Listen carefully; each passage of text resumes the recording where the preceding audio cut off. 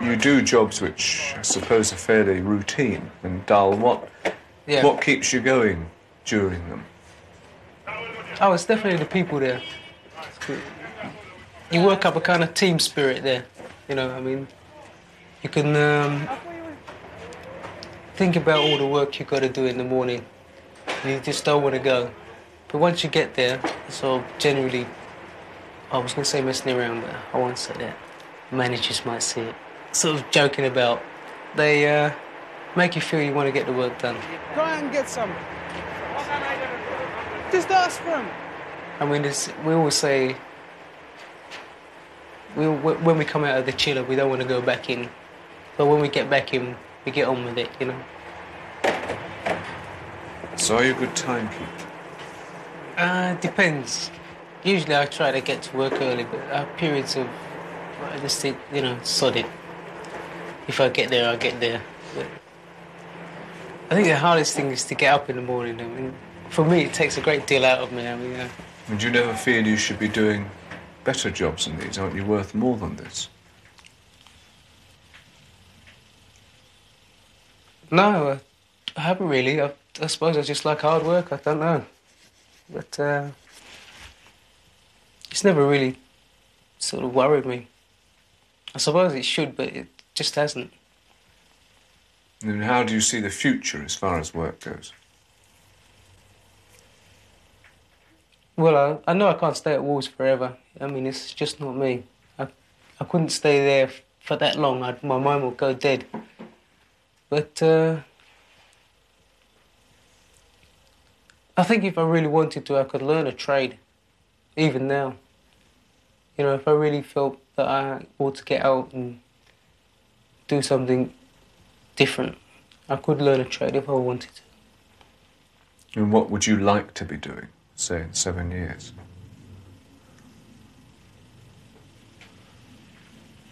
Well, I couldn't really say. I haven't thought 1 year ahead yet. I think I'm still sort of young in my head. I don't really sort of take things seriously. All I want out of life is to be happy, and when I say happy, I want to be happily married as well. Because I can't say I don't want to get married, because I think I do. But I want to be happily married, you know, and therefore I want to make sure, I think. How would you define happiness? What is it?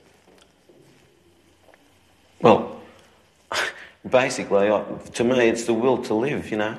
I mean, now, I literally love life. I love people. I mean, I think before I didn't. I mean, when I was 14, I said, I've forgotten what the question was, but I said something about I want to be alone. And when I said that, I know even now, I meant that. You know, if someone dropped me out in the Sahara Desert, I probably would have been happy, more or less, if you get the point. Whereas I'm not like that now. I just want to be around people. I don't like doing things by myself. And my happiness to me is a love for life and a love for people. You know? I think I admire people with great determination. You know, like people who just come up from nothing. They build up their life from absolutely nothing. I could say Muhammad Ali, because he absolutely came from nothing. I mean, you can't agree with everything he says, but his word goes down now. He's the biggest thing in sport. He's one of the biggest things in life. I mean, people like him. When you look at yourself, what do you think that your kind of weaknesses and strengths are?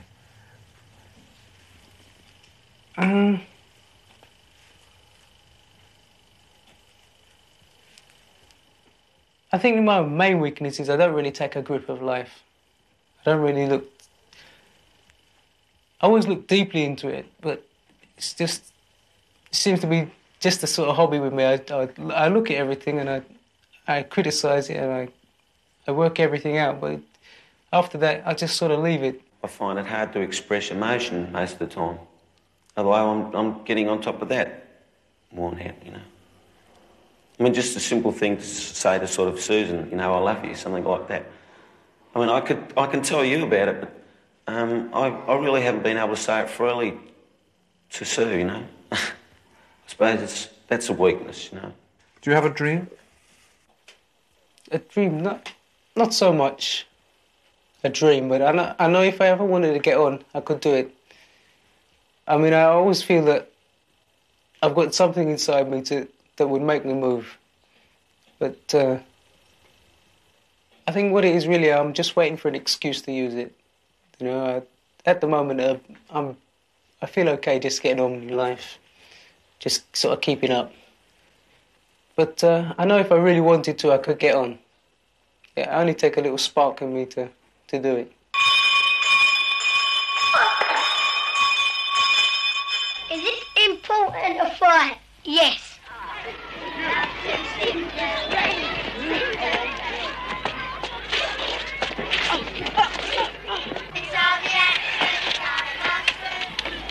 Would everybody please sit round now? Get on with their work. I don't want to see any backs to me. Shouldn't be anybody turning round. Tony, do you hear as well? Get on with your work in front. Tony! Don't turn round again. I want to be a jockey when I grow up. Yeah, I want to be a jockey when I grow up.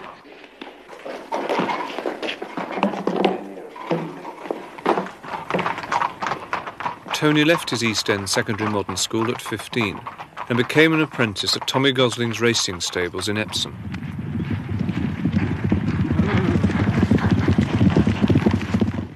This is a photo finish when I rode at Newbury. I mean, I'm the one with the white cap. I was beating a length and a half, a third, and I had a photo finish. So I took it out of the box and kept it as a souvenir. Have you got any other pictures of you as a jockey? Yeah, I've got a lot of them. Show me that one. That one when I was when I was Windsor. That was my last ride on the old horse, Shadow Deef. That was.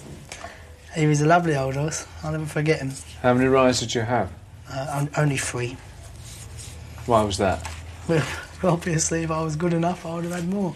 That was the first day I've ever put myself in silks. That was my first ride ever. What did it feel like? It felt like there's no words that can explain how you feel. That one was when I was going to the parade ring. They're not very good. My brother, I mean, he's not no good at taking photos. He's no Luke Snowden. But describe the feeling, go on. Describe, well, I mean, Frankie Durr, right, he was told to look after me, so I went in there, I said, I don't know, my first ride. And he said, all right, don't worry, like, your governor has told me to look after you. And so I was changing in my silks, and I felt good, you know, I could see all the faces, like I think, or when I look on the paper, I think sort of Jeff Lewis, Frankie Durr, and I thought myself, all of a sudden I'm in the same room getting changed. Then I walked in the parade ring, and all my family's there, and they were going, go on, Tony, like, and the governor came over and he said, you've got to do this to the horse, you hold him back, you go half pace, keep your hands down, keep him in the rails. And I'm going, yeah, like nod. Then all of a sudden, when he said, jockeys, please man, and the bell went ding ding, and my heart just sunk because I thought myself, here I was always yesterday, sort of nobody, here I am today, I'm king, like, I felt king for one day, or for 10 minutes. Do you regret not making it? Well, I would have given my right arm at the time to become a jockey, but now, well, I wasn't good enough. It's easy as that. What will you do if you don't make it as a jockey? I don't know. If I knew I couldn't be one, I'd get out of the game. Wouldn't bother. What do you think you would do then? Learn on taxis. Taxi driver.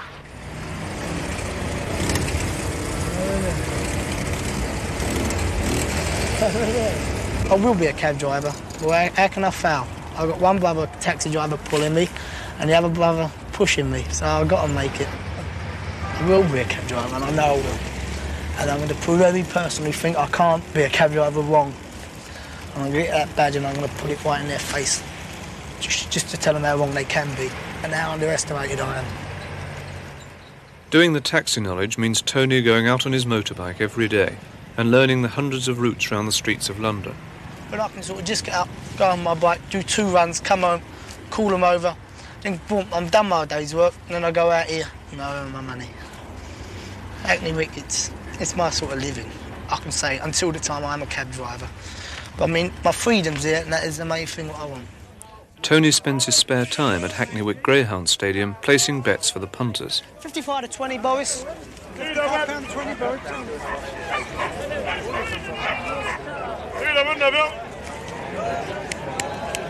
Oh, the one cool the door. 4.5 50s, 40. Four sunshine, 4 cool the door. Take it. If your father gambles, you always look upon how he gambles. I try my luck, see what he does. And I took it from there, it's sort of in you. Some people drink and they can't get out of drinking. Some people smoke and they can't stop smoking.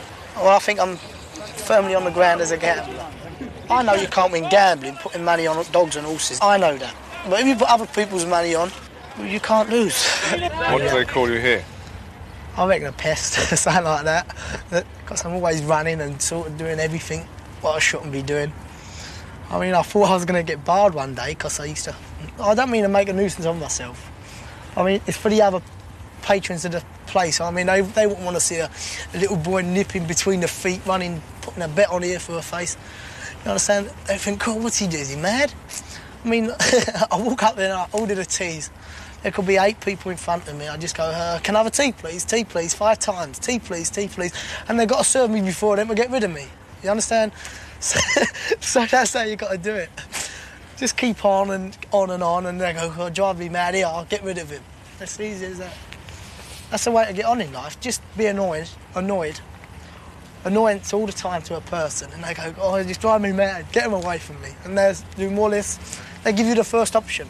So we'll fire them out. You're very short. Has that had much trouble? Well, when a bird said to me the other day, she said, ain't you small? So I said, but you're ugly, at least I can grow. And I said, what can they say to that? They can't say nothing, can they? So a thing like that, or example, she said to me, ain't you small? So I looked at her tits and she was only about 30. I said, but you're not too big either, so we're both in the same way. Have you got a girlfriend? Nope. Would you like to have a girlfriend? Nope. You understand 4 Fs? Find them, feed them, and forget them. But the other F, I'll let you use your own discrimination. I mean, this one, I tried to do the 3 Fs, but I couldn't forget her. I'd done the 3 Fs, and I couldn't forget her. It sounds silly, but that's the only way I can put it. Tell me about the family. I mean, are you fairly closely knit? Well, I love them all. There's not one I don't love more than other than my mum, obviously. But your mum is the root of the sort of tree. You love your mum best. So what do you like about living in the East End? It's very sort of real. There's nothing false. Only the police. I'm firmly placed, and there's no way I can see getting out. I wouldn't want to get out, really. It's very hard to make it in the East End because your roots are firmly stuck in the ground. And you've got to have a big hard pull to get them out. So are there many villains in the East End? There has been in the time, I suppose. Like, obviously, the originals were the Quay twins. We're in Valence Road now. As it goes, they used to live here in a house they used to call Full Balance because it was that hard to get into, I expect. Do you have much to do with villains? I can't say I have much to do. I wouldn't say I'm a villain myself. I don't go thieving or I don't do anybody any harm, fighting-wise. I'm trying to say that. Wherever you go, there's villains, and whether you mix with them or not, I mean, it's up to you. Does it worry you, the possibility of becoming one of them? How can I become a villain? If it's not in there, if it's not born in you, you won't become one. Don't you think you're going to regret not having education?